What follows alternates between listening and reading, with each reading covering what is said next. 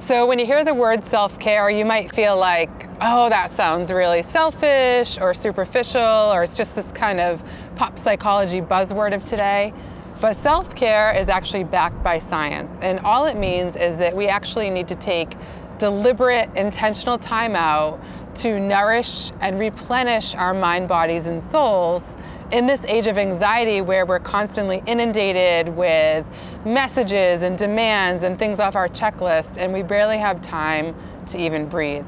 What we know about our brains is that we're not apt to function at our best when it's hands-on 24/7.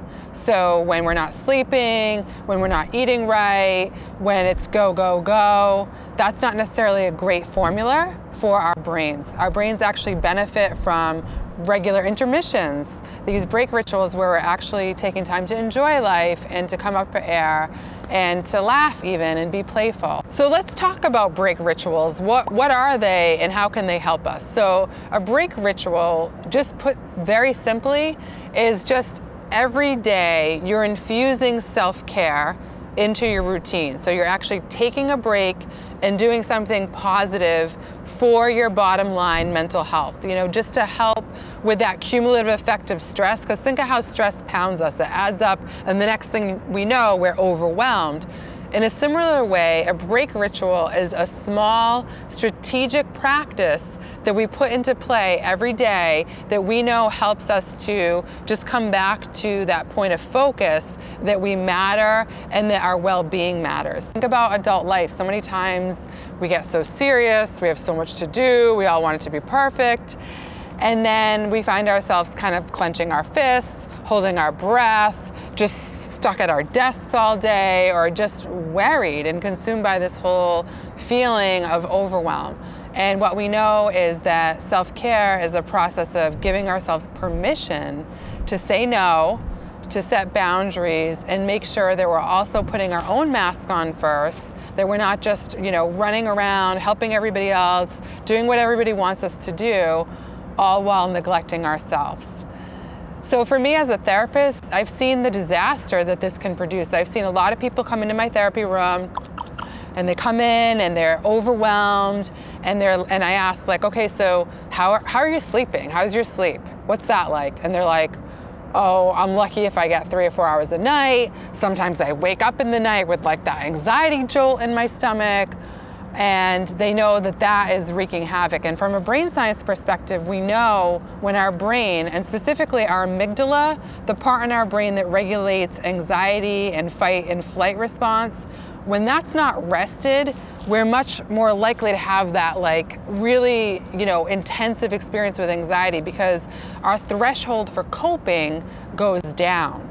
And so sleep is a big part of self-care. So another big thing is, I don't know about you, but I'm a person, I like to snack a lot. I need regular food during the day to nourish me. I'm a high action, high metabolism kind of person. And so I know, I love the acronym HALT. It stands for hungry, angry, lonely, and tired. And it's kind of that little checkpoint with yourself to say, am I just hungry right now? Is my blood sugar down? And am I getting hangry and moody because of it? And what do I need to do to take that time out? A lot of people don't even stop to take a lunch break, and so we have to take that break and actually enjoy our food, nourish our bodies, because what can happen from a brain science perspective when we're just neglecting ourselves is the body kind of gets the message to the brain that something's wrong, almost like it's an emergency or a crisis, even when it's not. It's just that we're hungry and our blood sugar needs to be regulated. And when we think about self-care,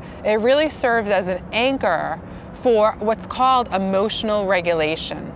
And all emotional regulation means is that we can sort of keep at that even keel or steadiness. And we know how unsteady life is. Life is total chaos every minute. So it's not like, we want to see our body systems all over the place, because we want to actually stay anchored in that face of chaos. So we know just a simple act of making sure we're well nourished and even hydrated is really important for our brain. It has so much to do with how we experience life, how things hit us, how we're able to respond to them. So again, when people come in and they tell me what's going on, I realize a lot of times they're neglecting that 101 hydration, sleep, Another big thing is exercise and movement. In today's world, we're oftentimes stuck in a chair. We're glued to a screen. We're not necessarily moving our bodies. And the way I think about it is, look, our brain, it wants to work hard, and it will, but if we get our body working hard as well, it helps kind of level things off for ourselves. And so even research has shown simple things like a 20-minute brisk walk where you're moving both sides of your body, that actually helps move both sides of your brain, which actually helps with focus, but also it helps us to process through problems quicker and more efficiently. So sometimes we think we're being efficient when we stay glued to the screen or we're cranking out, but instead that 20-minute break and that walk could actually be the recalibration that we need to be able to focus better and to feel better. And so those are some of the basic body systems kinds of things that a lot of times really serve as a foundation for how we feel and how we engage in life. Another big part of self-care is our mindsets. So our thoughts become behaviors, and our behaviors become patterns. So it's really important that we pay attention to this every day. And so, like, so many things can end up renting space in our heads. We all, I think, have that inner toxic critic. I know myself, I'm a recovering perfectionist. I'm really hard on myself. The narrative gets very negative sometimes. When things go wrong, I can take it very personal. I can beat myself up. So what we have to do is to shift our mindsets. And a way I talk about this in my work is not just that we have to learn new stuff, new strategies, new techniques, but sometimes it's really about unlearning those old thought patterns that develop at a very early point in our lives. Oftentimes these messages that maybe other people in our family of origins or community of origins told us about ourselves, if it was kind of punitive or punishing or negative, and then we kind of internalize that as part of ourselves. So self-care is about unlearning those old thought patterns that are self-destructive, that are negative, and that really are just holding you to an unrealistic standard and making you feel bad about yourself. So outlook and mindsets are really everything. And so self-care, one of the most important mindsets in self-care of all, it really starts with giving yourself permission. Give yourself permission to engage in self-care. If I could tell you how many times I've had people come into my therapy room and say, well, I don't have time for it. I'm too busy taking care of everybody else. Or I don't really deserve it. Or I feel like it's selfish if I'm doing self-care. So many times you hear that. But ultimately, it's not a selfish act, because even if you care a lot about the roles you have and the responsibilities and the people in your life, if you're neglecting yourself, you're not actually going to sustain yourself in the long run. And so remember this, that everybody is you are worthy. You are worth self-care, not just to keep yourself going for the sake of everybody else, but everybody really should be engaging in that process. And I think when we look at the outcomes across the world with regards to mental health, it makes you bite your nails. It's really scary. So first of all, they're saying by 2030 that lifestyle sickness and stress-related illness is going to surpass communicable disease. So basically this means, like, we used to be worried we were going to catch sickness. Now we're worried about stress and anxiety and self-neglect. So self-care really speaks back to that. It really says, no, like, I'm actually going to take these moments, I'm going to shift my mindsets, I'm going to recognize that I'm worth this and that I matter and that I really deserve this time out, that it's actually going to help me to sustain myself, to protect my mental health, and to not only be able to feel well, but to do well. So the mindsets are really important, and that ends up influencing our behavior, because if you do that first part of giving yourself permission, then you're going to create space to actually engage in the behaviors that the science is showing actually help us. So I've skimmed through a few, like sleep, hydration, nutrition, exercise, and mindsets. But let's just talk about some other break rituals, some other things that you can do to protect your mental health. And the one thing I'm going to say is that there's never a one-size-fits-all formula with us. Like, for me, an activity that I pick, it might bring high impact. It might be awesome. It might totally be what I need to reset me, to help me feel well. But for you, it just doesn't, you don't feel it. It doesn't end up being a high impact thing. So what I want you to do as you listen today is think about what are the things that really evoke a strong emotion or a strong sensory reaction, or that you just notice really help to elevate your mind, body, and soul.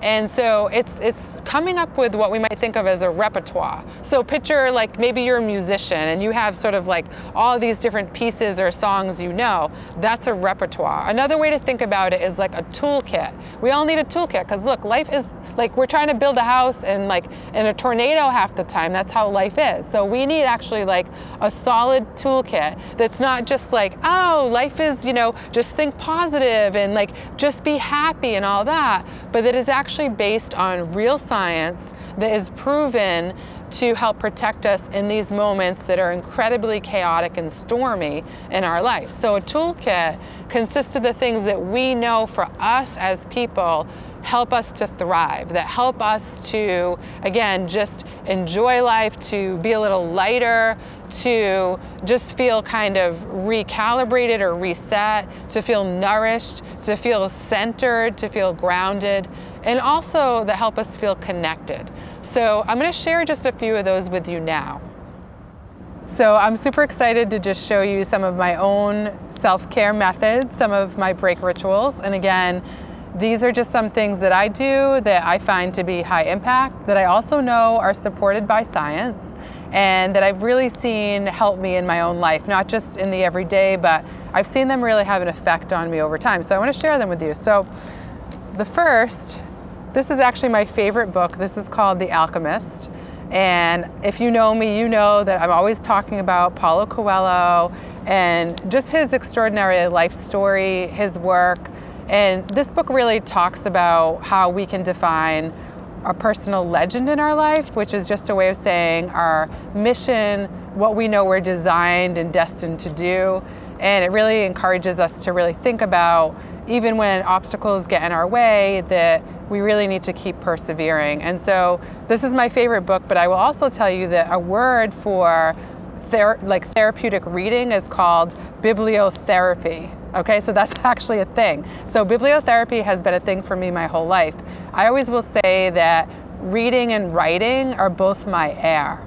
Okay, so they are like my oxygen, and they really help nourish me and give me that momentum I need in my life. Because if you think about life, and especially when we think about the mindsets we need for self-care, I talked about, you know, just being hard on ourselves or feeling like we have to just hyper perform.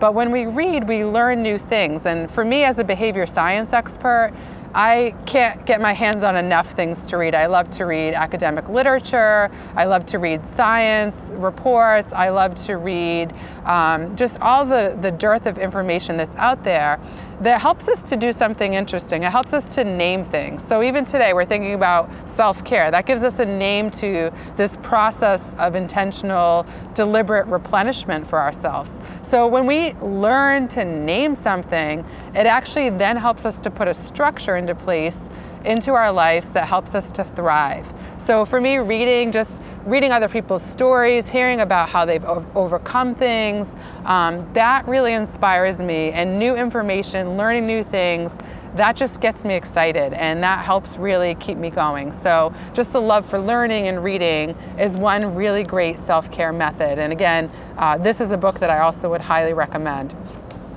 As I said, writing is my air. So this is one of my journals. If you're like me, you probably have, maybe you start like a few and then you get a new one, but this is one of my favorites where I have just a lot of different ideas. So you'll see, like, even I love the act of writing. So even though obviously if I'm trying to write a book or write a paper, I'll type it. But there's something for me, at least, that's very therapeutic about handwriting. And it's just another way for me. I might be processing something that's difficult. I might be just trying to set out to accomplish something and I want to write out a list, or I want to write a poem or something creative. And just having a nice notebook, and I have a certain pen I like to use, there's just something about that that becomes very therapeutic. So I make writing a daily part of my life, even if it's just something simple. It just helps me get it out of my head onto paper, and there's something of high value about that. And we know that the research shows it's just a different way to get our brain to click in a new way. And so it's not just, again, something I'm making up because I feel like I have good handwriting or something. It's actually something science says is very beneficial for us. So reading and writing. The next thing, speaking of kind of words, on the word theme, when we think about the mindsets that we need for self-care, it's ever so helpful to actually have a focal point. And we can do this by creating what's called a mantra. A mantra is simply a short slogan, something that calls us to action and calls us to attention, and something that really resonates on a deeper level with us, that shows, kind of what we're about, what our values are, what is motivating to us. So this is something, if you've ever been to one of my talks or workshops or keynotes, or you've seen different things I've done publicly, I love to use this as kind of a conversation starter or an icebreaker. And so these different cards, I just love them. Like this one says, do something today that your future self will thank you for, which I think is just an awesome motivating way to think about your day. Always be kinder than you feel. Sometimes we don't feel like doing good, we don't feel like being kind, but when we exert ourselves in that way, we know that can really help us. This one says gratitude turns what we have into enough. And actually the science really shows when we practice awe and gratitude, when we're thankful for what we have, it actually helps us. So this is just kind of like a little starter, but one way you can think about your own mantra development is think of your favorite song. What's a song that just gets you fired up, that gets you in your element, where you feel like pumped and you're ready to go? So picking maybe a lyric or a song that helps you have that focal point. For some of you, it might be spiritual. You might have like a sacred text that you read that has a beautiful passage or a quote that really speaks to you, and that could become a mantra. It could be something someone in your family passed down. You might have like a grandparent that always just had that saying. I know my grandmother used to say, everything's going to be all right, and she always used to repeat that, and it always stuck, and she used that through the difficult things she went through in her life as a reminder. So it just really kind of brings things back into focus for us. And it's a way to retrain our brain too, because when we get tripped up, when our amygdala gets overstimulated and we're overwhelmed, we're not necessarily going to have clarity of thought. So a mantra can bring us back to that clarity, help us remember who we are and what we're capable of. So a couple other little things that I do to nourish my body. Every day when I wake up, I have a break ritual. It doesn't take me any time. Probably many of you might also drink a glass of water.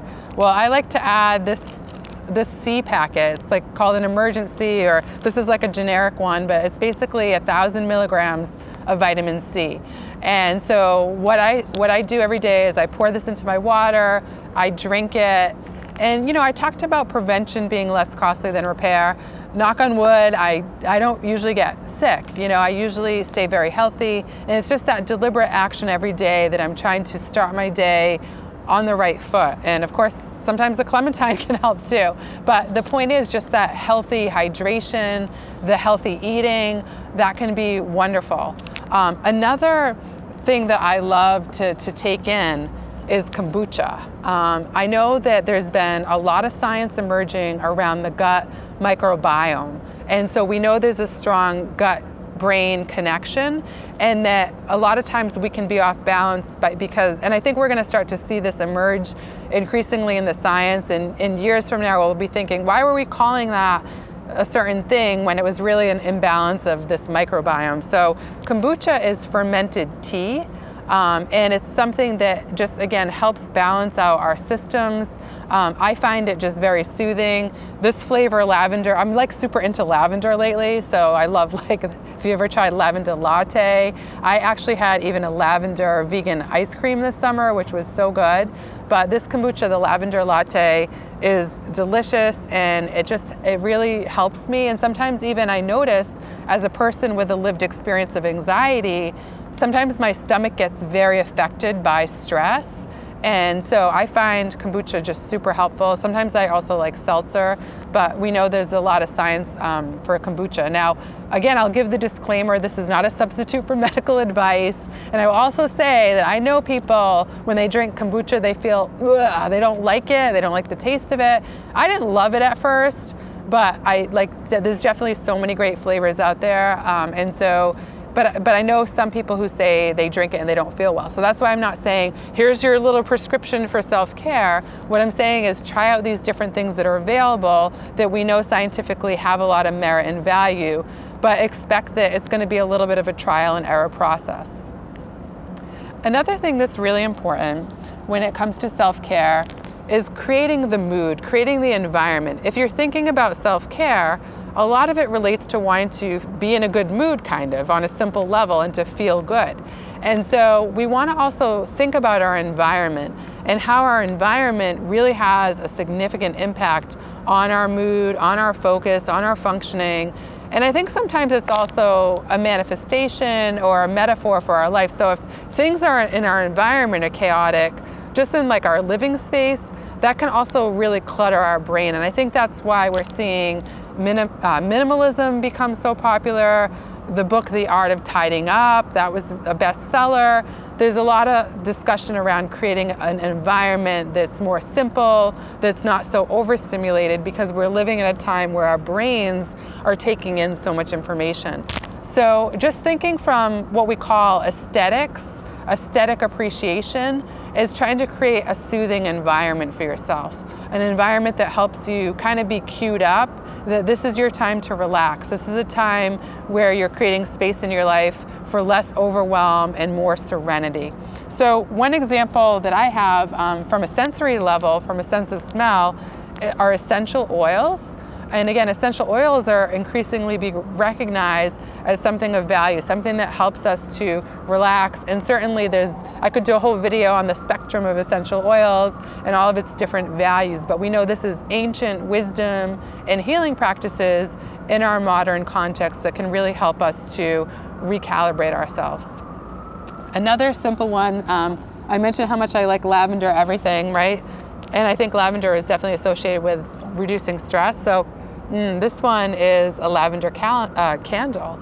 And so this is just, again, a way for me to cue up my brain that my work day is over, or it's the weekend, or this is my hour of self-care. So you light this up and it just creates, I'll put some music on that I like and have the candle going.